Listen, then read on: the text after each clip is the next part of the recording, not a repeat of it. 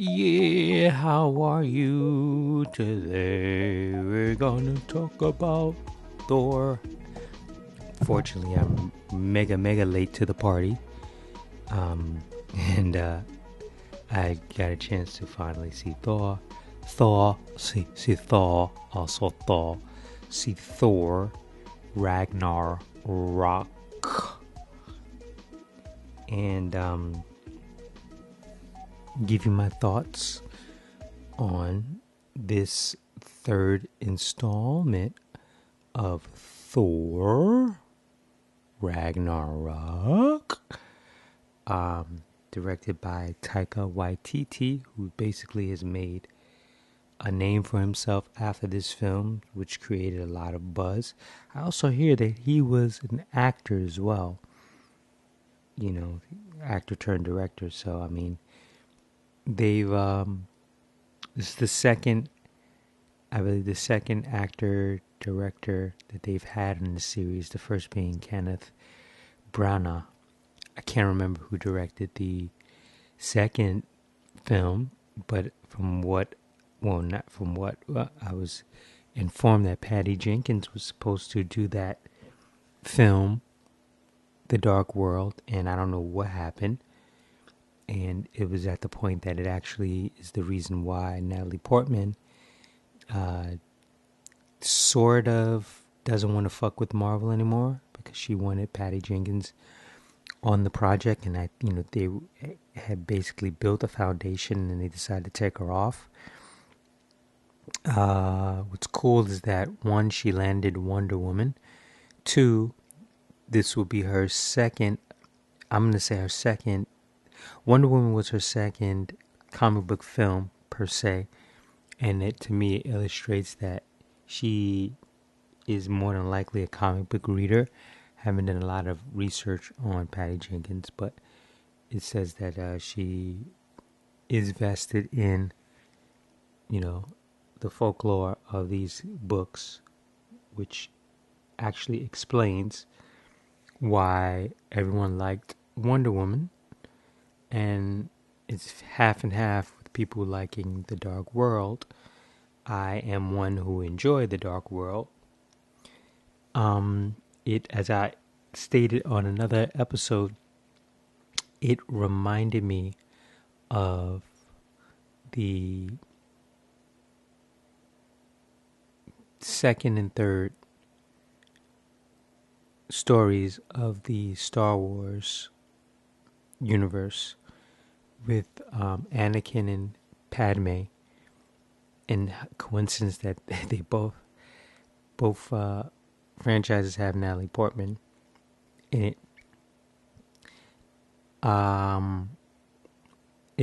It basically reminded me of how I felt the Star Wars, that relationship between Anakin and Padme, should have played out. I've seen a lot of elements, and just in my opinion, that were in The Dark World that reminded me of that. Their relationship in that film. It's not like fresh in my head. I'd have to watch it again, but it did remind me.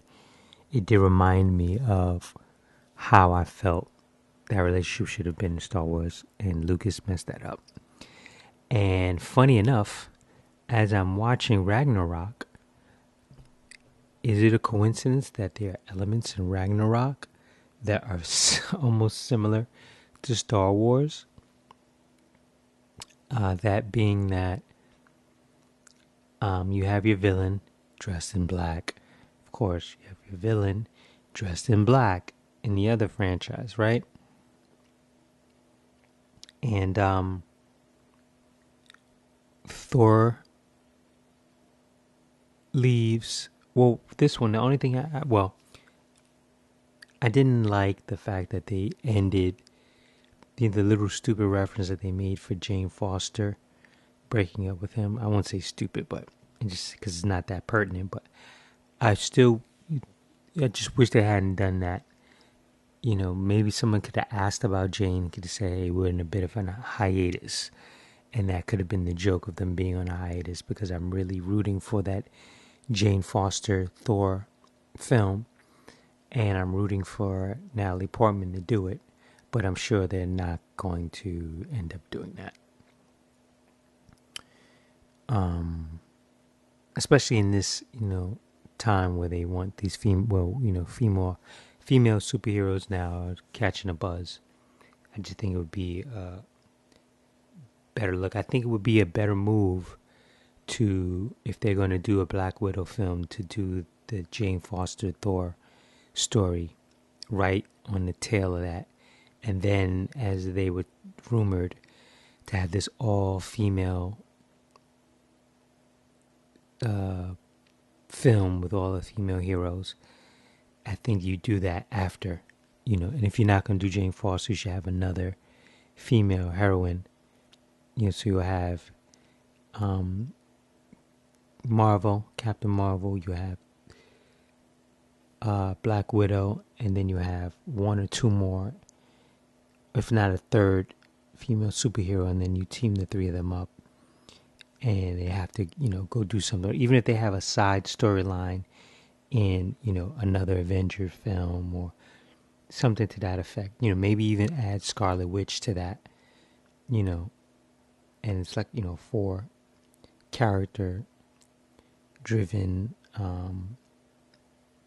female character driven piece would be interesting. Anyway, so yeah, let's, I just thought that was foolish because I'm pulling for that. Other than that, I thought the film was fine. Fine. I thought the film was really, really good. It's the best out of the 3. To me, it's Ragnarok, is Dark World, and the first Thor. When I watched the first Thor again, I was like, this really isn't all that cool. Like, they don't really focus. Like, Thor is not the strongest out of all of the side, the individual franchises. If you ask me, Thor and Iron Man. Iron Man is fucking living off of the first Iron Man, in my opinion, and then living off of the fact that Robert Downey Jr. is Iron Man. He's, because he's in almost every freaking film. But yeah, so you have Hela. She comes down and wants to take over. And then you have, what was the analysis that I had? So thorough. Thor goes to look for his father. Ray goes to look for Skywalker. And I'm not going to even do it in any order. It seems like his father, died standing looking at Beauty. Skywalker died looking at Beauty, the son. When the Alliance went to go hide, they hid in a cave. When I can't remember Idris Elba's character's name, Hemmenthal, when he grabbed the people, he saved the people, and they hid in a church, and then they escaped through the back way when Hela arrived. And then Star Wars, they escaped through the back way, and Rey moved those goddamn rocks with her mind, yo. She moved them with her mind, yo. Then you had the family battle between brother and sister in Thor. You had the family battle between uncle and nephew in Star Wars. Bum, bum, bum, bum. So I think it just illustrates that Hollywood often goes with a particular structured screenplay arc that works for them, but despite all that, like I said, it was the best out of the 3. They made him a little bit more humorous, made him a lot more humorous than he was in the other films. I like his interaction with Stephen Strange. I like how he just totally just the shit of Loki. That was funny. A lot of humor in it. I definitely love the scenes with him and Hulk. Hulk's mannerisms I thought were funny. Especially, this is one scene, not one scene, just one spot. He and Hulk, they're sitting on the bed. Well, one, when he pisses him off and he comes over, he's like, no, no. Like, basically, don't try it. Then he apologizes, and then he's like, Hulk, I need a favor. And the way the Hulk's face goes is just the funniest, cutest thing. Hulk, I need a favor. He goes, And you got, when you see it, watch it again. You see his eyebrow just goes, Hulk, I need a favor. And then when he throws the what's-a-face across the room for what's-a-face to stay. Damn, I fucking need IMDb again because I'm just horrible with these names, man. And he's like, stay, please. Hilarious. I only wished that, I will say on one side, this is the one film, to my knowledge, somebody might correct me in the comments, sure, feel free, where the villain actually lived, because they usually kill off all their villains, and I think that's like, not a good idea in all of these films. Put them away, do something with them, let them break out. As you saw Jeff Goldblum pop up at the end, and technically we don't know what happened to him. It looked like shit was going to go down, but I mean, probably not. But I wish that there was one scene where you just saw Thor just really punch his character, right in the fucking face. Just punch him, just hit his ass so hard that he just flies across. Valkyrie. I'm sorry, when he throws it at Valkyrie, that's her name. I just wish he had hit his character so fucking hard that he just flew across, like the fucking planet almost. Just because he was just a fucking schmuck, and spoiled, it just would have been cool. Just one, just Thor, just fucking, or maybe he and Hulk, they both just hit him, pow. I thought that Tessa Thompson was great as usual. She's phenomenal. I'm sure I think that there's going to be some award nominations in her future. I would say awards, but that shit system, how that goes down. I wasn't expecting the surprise cameos by the actors during the play. I'll leave it at that. I'm not going to try to spoil anything for those that may not have seen it. Not in this one. Cate Blanchett was stunning, stunningly good. I mean, they, Marvel, they have their shit together, unlike DC, as we know, and the way they put the pieces and they cast these films together, are pretty, they have their shit together, man. Like I said before, they already have all their stuff ironed out on the table, as far as like, where their stories are going to flip and what phase and that phase. And I'm sure they have a wish list of all the actors, as, they have, these think tanks that go on. The one thing I will say is, I want a fucking Korg series. I forgot his name. Sling, Blade, whatever.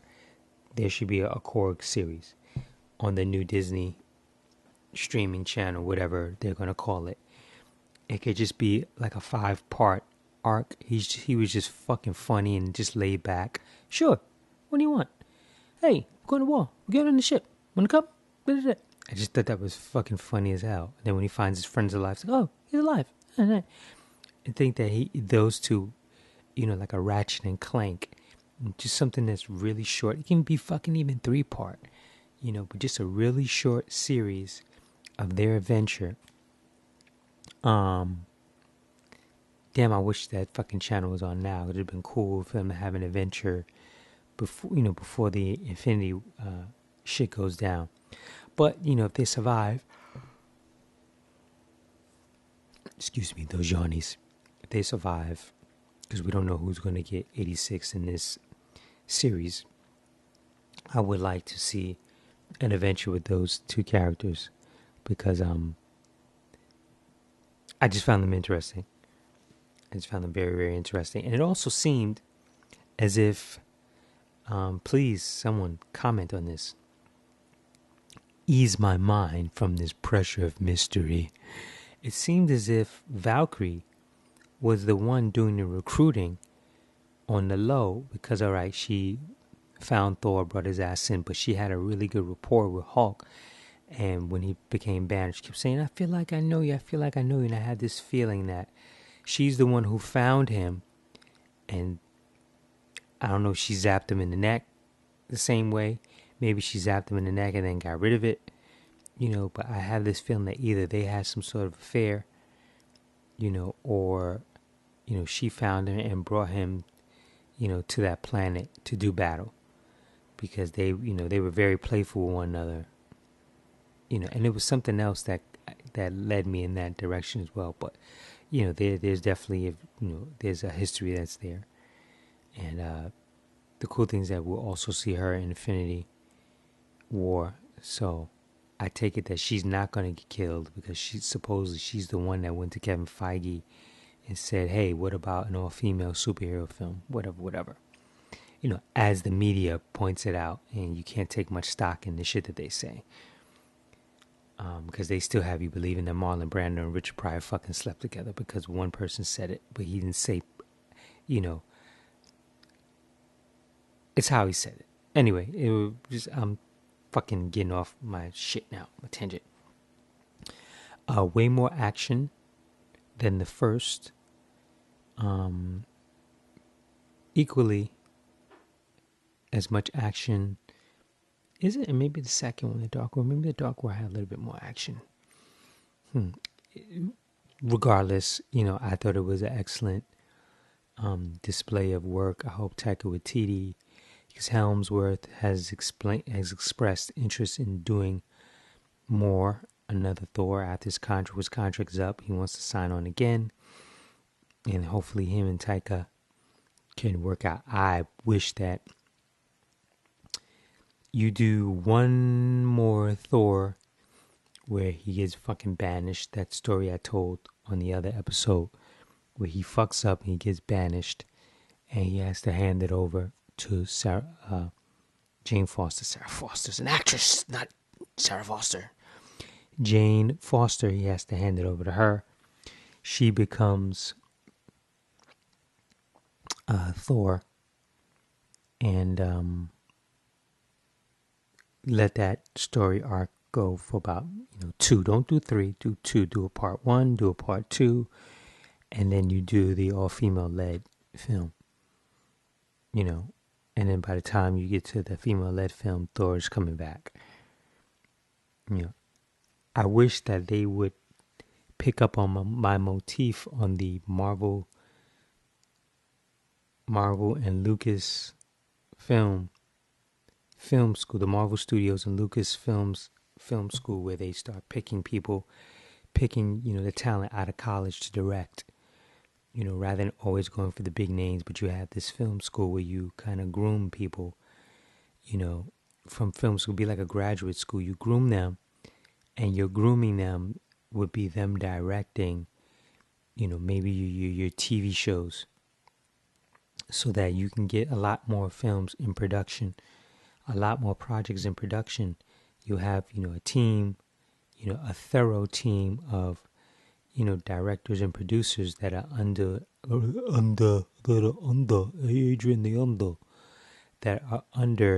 the Marvel banner, and they know exactly how Marvel wants their projects done. Everything's been ironed out. You're gonna do it like this. Or you just, for each project, you have a representative or two that's gonna oversee, that these students have learned what they were taught, and that they express it visually on the screen, and screenwriters as well. So you'll never have an Inhumans situation that I never watched, because after I heard all the buzz, I just my time is too precious.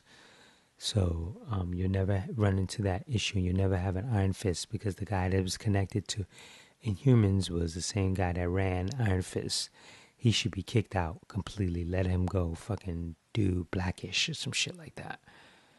But yeah, overall, I thoroughly enjoyed that fight scene between Thor and Hulk. Their interaction was as I said, very funny, very cool. Hey, fucking close my pad out again. I'm sorry, because I was about to read something. And let me see, what else did I take from that? I take it that Hela's definitely going to pop up in the Infinity Gauntlet storyline somewhere. If she, because I don't think she actually expressed that she represents death, but I thought I heard someone like kind of allude to Thanos might have a thing for her. If they're gonna, make her Lady Death in this series. It's all a blur right now. But excuse me. I was looking at something for the Justice League. I'm sorry. It's on disc and Amazon. Excuse me. But yeah, overall, it was definitely an adventure. It didn't remind me. I mean, the trailer reminded me a lot of Flash Gordon because I know there was a lot of buzz on that, and the opening with the credits. But when I watched the film, it overall didn't have that Flash Gordon feel to it. But it was action packed. It definitely kept you interested. For the fucking 2 hours. We finally got to see him and Thor. Hopefully, I'm pronouncing his name properly. Do what he does best, because I heard that he can fuck a lot of people up. He's really, really good in the comics. Really, really good. He's like one of the last people that you want to piss off. He's really, really good. I thought it was kind of effed up the way they just easily bumped off Thor's partners. So I guess it's a good thing that the actress that's on Blind Spot, that she didn't appear in the film, because she ended up as a blood stain on the floor. It's funny because they kill what's her face off, and I don't know if you watch the film. I'm sure I think it drops on digital in like a few days. I bet if you slow it down real slow, when my man from Chuck dies in the film, you can slowly hear him mouth the words Shazam when he bought it. But yeah, that's pretty much my review on Thor. When it's good, it's good. There's not, like the only thing I would have changed, that's just me. Everyone's got opinions. Was the Jane Foster story? Jane Foster mentioned, also, I wish that I didn't understand why Loki would bring his father to an old folks' home in fucking New York, of all places. Like, why would you put him there? If you really cared for your father and you wanted his respect and all that shit, like, it didn't make any sense, especially after being in New York and fighting a battle or seeing what type of destruction and mayhem took place in New York when Loki was there. Why would you bring him back to New York? Be like, nah, I'm gonna send him somewhere else. Send him to Saturn, or send him to New Zealand or whatever, and he can stay there. I didn't get that part, but it is what it is. And I'm just trying to see. I love the way they look. I wish that Carl Urban, this character, had lived. I would have liked to have seen him, move on further. I wish they would have just cast him as, another character, because I think he would, or just, I just think they could have utilized him as another Marvel character altogether. I think they would have been dope. Like maybe he could have been Adam or some shit like that with blonde hair or whatever. But we shall see what we shall see. So overall, it was not Ragnar suck. Clickbait. A good enjoyable film out of the three. Why do I feel like this? I really do wish he had, still wish he just would have punched him. Bow!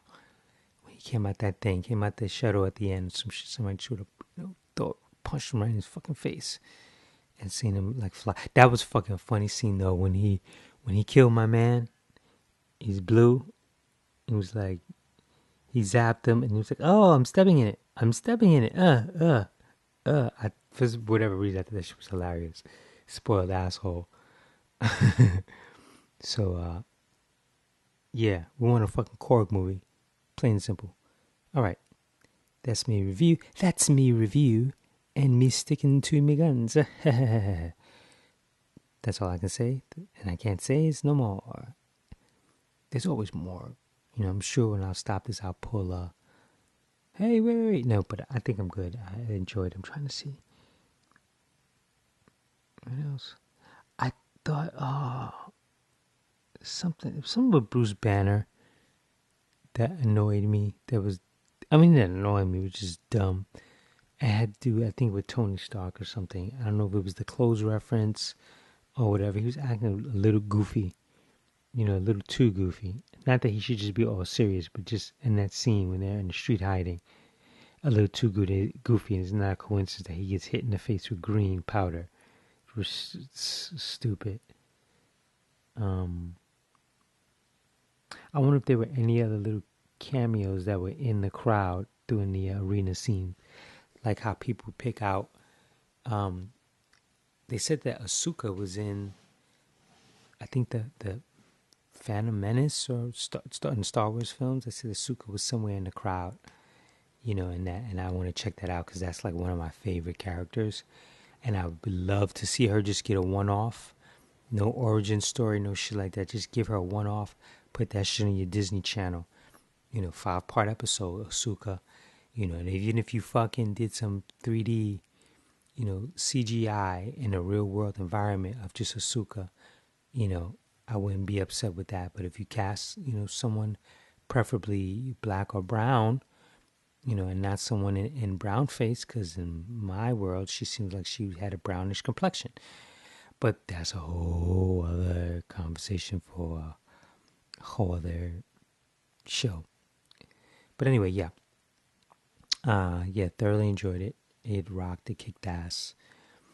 And it actually, like, when you watch, I was actually waiting for, I was actually waiting for Thor to meet the Guardians of the Galaxy because I saw that in the opening or the end of the Infinity trailer, and I just assumed that I said, "Oh, okay, that must be from Thor," and which is going to lead in to what's the face. And I couldn't tell. I didn't understand what the fuck was that. When they were in the ship, like what was that they saw? I take it that it was Thanos. It had something to do with Thanos, but I just couldn't.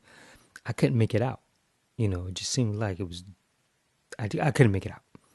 So if anyone feel free to explain that shit to me. I didn't know what it was. It was like a big ship, of some sort, but I just couldn't really, for it to be at the end as this big, stay for the end of this, end of the credits to see this. And it's like me just looking at, okay, what the fuck is that? Oh, wait a minute. Now it might make sense. Maybe no, but I don't remember the Guardians spaceship looking that big. That shit look like a fucking island. Whole fucking Earth, that ship. That they came upon. But, yeah, check it out. I believe Voodoo is supposed to be having a screening, a Thor party. An online streaming party the 23rd of this month of February, to get everyone, I guess, to download and stream it live or whatever. Sounds interesting. I wonder, take it it's probably going to be a Did you like a Netflix type thing where you watch on the screen, log in, pay your money, whatever, log in, and then there's probably going to be a chat box where everyone's going to be able to chat and leave their comments, And I dig his haircut. I was really surprised that how easily she just popped his eye out of his fucking face, and that was that. So now he's the one-eye bandit. He's one-eye Willie Thor. So, all right, man. I'm spazzing out right now. I'm a little tired. Let me go drink some water. I hope you enjoyed this. Peace, guys. Peace.